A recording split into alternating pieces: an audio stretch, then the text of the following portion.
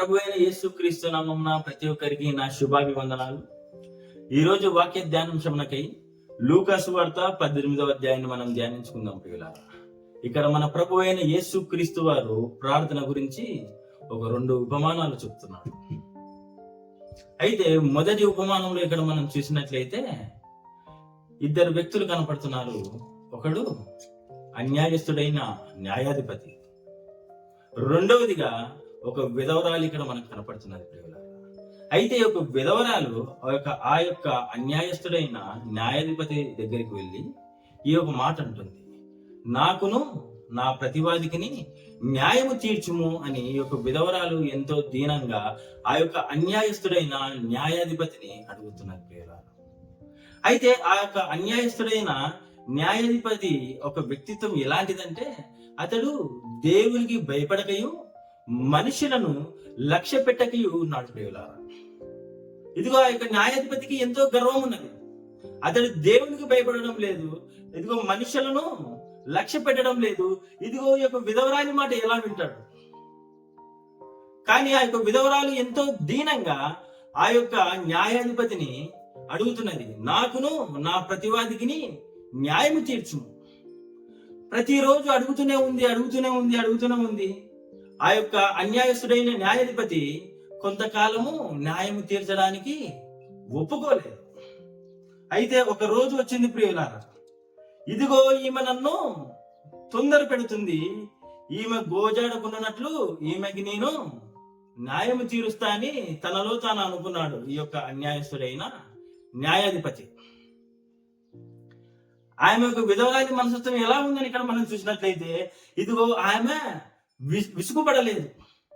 ఆమె ఆ యొక్క అన్యాయస్తుడైన న్యాయాధిపతిని గోజాడుతున్నది ప్రియులారా. అయితే ఎట్టకేలకు ఆ యొక్క అన్యాయస్తుడైన న్యాయాధిపతి ఈమె నన్ను తొందర పెడుతున్నది, ఈమె నన్ను గోజాడుకున్నట్లు ఈమెకు నేను న్యాయం తీర్చదనని తన మనసులో తను అనుకున్నాడు.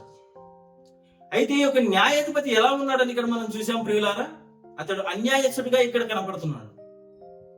ఇదిగో దేవునికి భయపడక మనుషులను లక్ష్య పెట్టేవాడుగా ఇక్కడ ఆ యొక్క అన్యాయస్తుడైన న్యాయాధిపతి ఇక్కడ మనకు కనపడుతున్నాడు ప్రియులారా. అయితే మన ప్రభు అయిన యేసు క్రీస్తు వారిని మనం ప్రార్థించేటప్పుడు ఎలా ఉండాలంట? విసుకక నిత్యము ప్రార్థన చేయుచుండవలెను. మన ప్రభు అయిన యేసు క్రీస్తు వారు కరుణామయుడు ప్రియులారా, దయామయుడు. ఆయన నీ యొక్క సంకటములను నీ యొక్క కష్టములను తీర్చువాడు మన ప్రభు అయిన యేసు క్రీస్తు వారే. ఇక్కడ ఆ యొక్క అన్యాయస్తుడైన న్యాయాధిపతి ఇదిగో ఈమె నన్ను విసిగిస్తుంది, ఈమె నన్ను గోజాడుకున్నట్లు ఈమెకు నేను న్యాయము తీర్చేదను అని అనుకున్నప్పుడు, ఇదిగో మన ప్రభు అయిన యేసు క్రీస్తు వారు యథార్థవంతుడు, న్యాయవంతుడు. ఇదిగో నీ ప్రార్థనను అలక్ష్యము చేయవాడు కాదు మన ప్రభు అయిన యేసు క్రీస్తు వారు. ఇదిగో నీ ప్రార్థనను నీ యొక్క విన్నపములను మానక ప్రతి ఒక్క విన్నపమును నెరవేర్చువాడు మన ప్రభు అయిన యేసు క్రీస్తు వారు ప్రియులారా. ఇదిగో ఆయన దగ్గర మనము గోజాడాలి, విసుగుపడకూడదు. ఇదిగో ఈ యొక్క విధవరాలు విసుగుపడలేదు. ఇదిగో ప్రతిరోజు ఆ యొక్క న్యాయాధిపతిని గోజాడుతున్నది ప్రియులారా. అయితే విశ్వాసులైన మనము విసుకక దేవునికి మనం ప్రార్థిస్తున్నాము.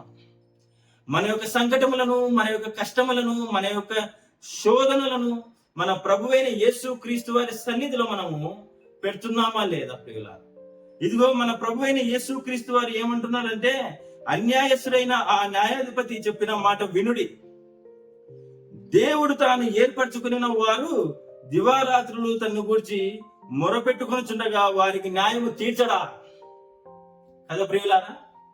మనం ఏర్పరచబడిన వారు. ఇక్కడ అందుకే మన ప్రభు అయిన యేసు క్రీస్తు వారు అంటున్నాడు, దేవుడు తనను ఏర్పరచుకున్న వారు అనే మాటని ఇక్కడ మనం చూస్తున్నాం ప్రియులారా. మనం ఏర్పరచబడిన వారము, రాజులైన యాజక సమూహంలో ఉన్న వారము, మనము ఆయన సొత్తైన వారము. ఇదిగో దేవుణ్ణి మనం విసుగక ప్రార్థిస్తే ఆయన మనకు న్యాయం తీర్చకుండా ఉంటాడు ప్రియులారా. ఖచ్చితంగా ఆయన మనకు న్యాయం తీర్చువాడు.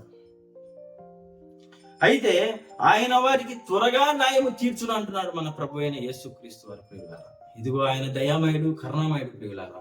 ఆయనను మనము విసుకక ఎప్పుడైతే మనం ప్రార్థించామో, ఇదిగో ఆయన యొక్క సన్నిధిలో మనం ఎప్పుడైతే గోజాడామో, ఇదిగో ఆ యొక్క విధవరాలికి ఆ యొక్క అన్యాయస్తుడైన న్యాయాధిపతి ఎలా అయితే నేను ఈమెకి న్యాయం తీర్చాలా, ప్రతిరోజు ఈమె నన్ను గోజాడుతున్నది, నన్ను విసిగిస్తుంది, ఈమె నన్ను తొందర పెడుతుంది అని ఆ యొక్క అన్యాయస్తుడైన న్యాయాధిపతి అనుకున్నాడు.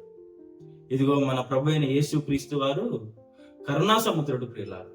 ఆయన నీ ప్రార్థన నా ప్రార్థనను అలక్ష్యము చేయువాడు కాదు, కాబట్టి ఆయన మన యందు దీర్ఘశాంతము చూపుతున్నాడు ప్రియులారా. అలా అయితే మన ప్రార్థన ఎలా ఉండాలి?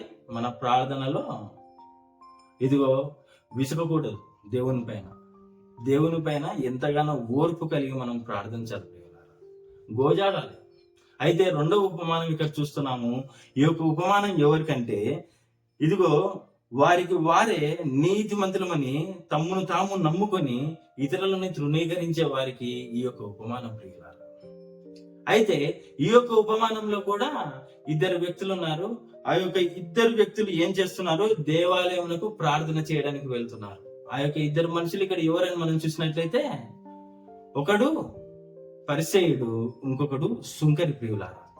అయితే ఆ యొక్క సుంకరి ప్రార్థన ఎలా ఉందని మనం ఇక్కడ చూసినట్లయితే, ఇదిగో తనను తాను హెచ్చించుకుంటున్నాడు ప్రియులారా.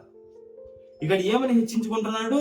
ఇదిగో నేను చోరులను, అన్యాయస్తులను, వ్యభిచారులనైనా, ఇతరుల మనుషుల వలనైనను, ఈ సుంకరి వలనైనను ఉండక నీకు కృతజ్ఞతాస్తుతులు చెల్లిస్తున్నాను అంటున్నాడు ప్రియులారా. ఇదిగో తన్ను బట్టి తాను అతిశయించుకుంటున్నాడు ప్రియులారా. ఈ యొక్క పరిసయ్యుడు ఆయన ఎలా ఉన్నాడు? తన్ను నమ్ముకొని ఇతరులను తృణీకరించేవాడిగా ఇక్కడ ఉన్నాడు ప్రియులారా.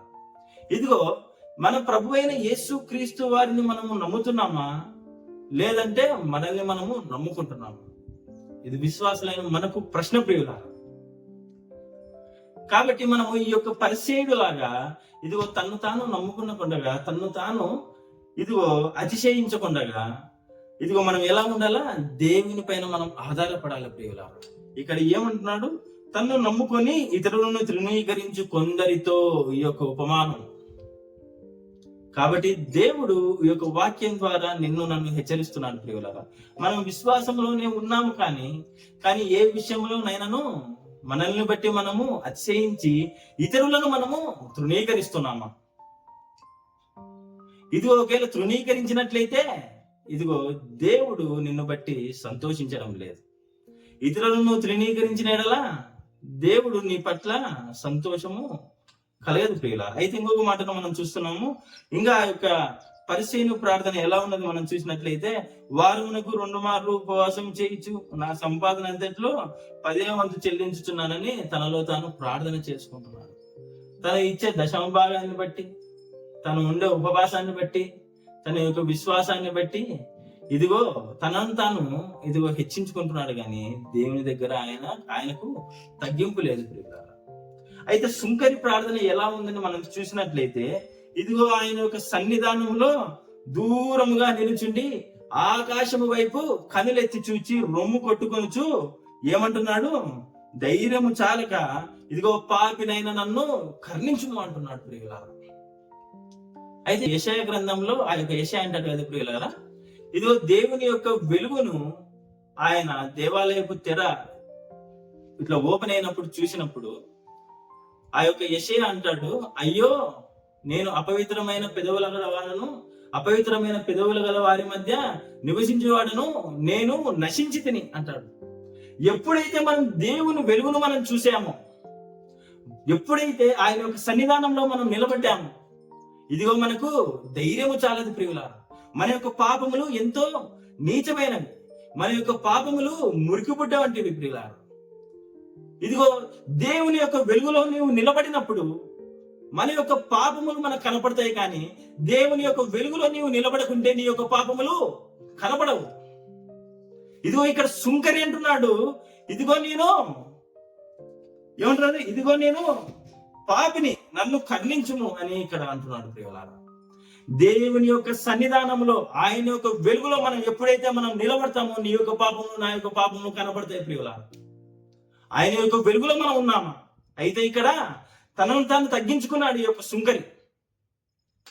తనను తాను తగ్గించుకొని ధైర్యం చాలక రొమ్ము కొట్టుకొనొచ్చు పాపినైన నన్ను కరుణించమంటున్నాడు. నీ యొక్క పాపములు నా యొక్క పాపములు కూడా అలాంటివే ప్రియులారా. ఇదిగో ఆయన యొక్క సన్నిధానంలో మనం నిలబడితే దేవుడు నీ యొక్క పాపములు నీవు ఒప్పుకుంటే ఆ యొక్క దేవుని దగ్గర దేవుడు నిన్ను కరుణించేవాడిగా ఉన్నాడు. అయితే ఈ యొక్క ఇద్దరి ప్రార్థనలో ఎవరి ప్రార్థన ఇక్కడ ఆ యొక్క దేవుడు ఉన్నాడు కనుక మనం చూసినట్లయితే ఆ యొక్క మాటను ఒకసారి మనం చదువుకున్నట్లయితే, అతని కంటే ఇతడు నీతిమంతుడుగా తీర్చబడి తన ఇంటికి వెళ్ళనని మీతో చెప్పుచున్నాను. అయితే ఈ యొక్క సుంకరి నీతిమంతుడుగా తీర్చబడ్డాడు. ఎప్పుడు తీర్చబడ్డాడు? ఆయన యొక్క వెలుగులో నిలబడినప్పుడు, తన యొక్క పాపములు ఒప్పుకున్నప్పుడు కదా ప్రియులారా. అయితే మన యొక్క పాపములు మనకు కనపడాలంటే ఈ యొక్క దివ్య గ్రంథాన్ని మనం చదివినామంటే మన యొక్క పాపాలు మనకు తెలుస్తాయి ప్రియులారా. అయితే ఈ యొక్క సుంకరి తనను తాను తగ్గించుకున్నాడు. అందుకే మన ప్రభు అయిన యేసుక్రీస్తు వారు అంటున్నాడు, తనను తాను హెచ్చించుకున్నవాడు తగ్గింపబడును, తనను తాను తగ్గించుకున్నవాడు హెచ్చింపబడును అంటున్నాడు ప్రియులారా.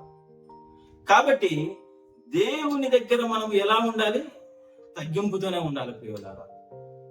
ఇదిగో యథార్థత కలిగి ఉండాలి ప్రియులారా. ఇదిగో నేను యథార్థవంతుడను, నేను యథార్థవంతుడను, నేను యథార్థవంతుడనని 10 మంది దగ్గర చెప్పడం కాదు ప్రియులారా. అయితే ఈ యొక్క లోక యథార్థత కాదు కానీ మనకు కావాల్సింది దేవుని దగ్గర మన యథార్థత ఎలా ఉంది, దేవుని యొక్క సన్నిధానంలో మనం నిలబడినప్పుడు మన యొక్క యథార్థత ఎలా ఉంది, మనము నిందారహితంగా మనము ఆయన యొక్క వెలుగులో మనం ఉన్నాము. అలాంటి యథార్థత మనం కావాలి. కానీ ఈ యొక్క లోకంలో నేను యథార్థవంతుడను, ఈ యొక్క లోక యథార్థత నిన్ను పరలోక రాజ్యానికి తీసుకుని వెళ్ళదు ప్రియులారా. అయితే ఈ నీ యథార్థత ఎలా ఉండాలి అని అంటే, దేవుని యొక్క సన్నిధానంలో నీవు నిలబడినప్పుడు ఆ యొక్క యథార్థత ఎలా ఉండాలంటే నిందారహితంగా ఉండాలి. ఇదిగో నిన్ను నీవు దేవునిలో పరీక్షించుకుంటే నీలో ఏ తప్పు కనపడకూడదు ప్రియులారా. అలాంటి యథార్థత మనకు కావాలి. ఇదిగో ఆ యొక్క పరిచయుడు ఎలా ఉన్నాడంటే తన ఇతరులను తృణీకరించేవాడిగా ఉన్నాడు. కాబట్టి వాక్యం వింటున్న ప్రియులారా, ఇదిగో ఈ యొక్క వాక్య భాగంలో మనం చూసినట్లయితే ఆ యొక్క విధవరాలు విసుగక ప్రార్థించింది. దేవుని దగ్గర ఆ యొక్క అన్యాయస్తులైన న్యాయాధిపతి దగ్గర ఆమె గోజాడింది. అయితే దేవాలయంలో ఆ యొక్క సుంకరి ఎలా ఉన్నాడంటే ఆయన యొక్క వాక్యపు వెలుగులో, ఆయన యొక్క సన్నిధిలో ఇదిగో ఆయన యొక్క పాపములు కనబడ్డాయి కాబట్టి యథార్థంగా ఆయన యొక్క పాపాలు ఒప్పుకున్నాడు, నీతిమంతుడిగా తీర్చబడ్డాడు. కాబట్టి ప్రియులారా, విశ్వాసులారా, ఈ యొక్క మాటలు మనకి విసుగక మనం ప్రార్థిద్దాం మన దేవుణ్ణి. దేవుడు న్యాయం తీర్చకుండా ఉండునా? ఖచ్చితంగా నీ నా న్యాయములు, నీ నా ప్రార్థనలు త్వరగా తీరుస్తాడు ప్రియులారా మన ప్రభు అయిన యేసుక్రీస్తు వారు. మన యొక్క ప్రార్థనలకు ఖచ్చితంగా జవాబు ఉంటుంది. మన యొక్క ప్రార్థన ఎలా ఉండాలి? తగ్గింపు కలిగి ఉండాలి. కాబట్టి మనం తగ్గింపు కలిగి ఆయన యొక్క సన్నిధిలో మనం ఉన్నాం ప్రియులారా. విసుగక ఆయనను ప్రార్థిద్దాము, దేవుని సన్నిధిలో మనం గోజాడదాము, మనల్ని మనం తగ్గించుకుందాము. ఖచ్చితంగా దేవుడు నీ నా ప్రార్థనను వింటాడు. ఎప్పుడైతే ఆయన యొక్క సన్నిధానంలో మనం తగ్గించబడతామో ఇదిగో అప్పుడు దేవుడు నిన్ను హెచ్చిస్తాడు ప్రియులారా. దేవుడు ఒక చిన్న వాక్యాన్ని దీవించినాక అందరికీ వందనాలు.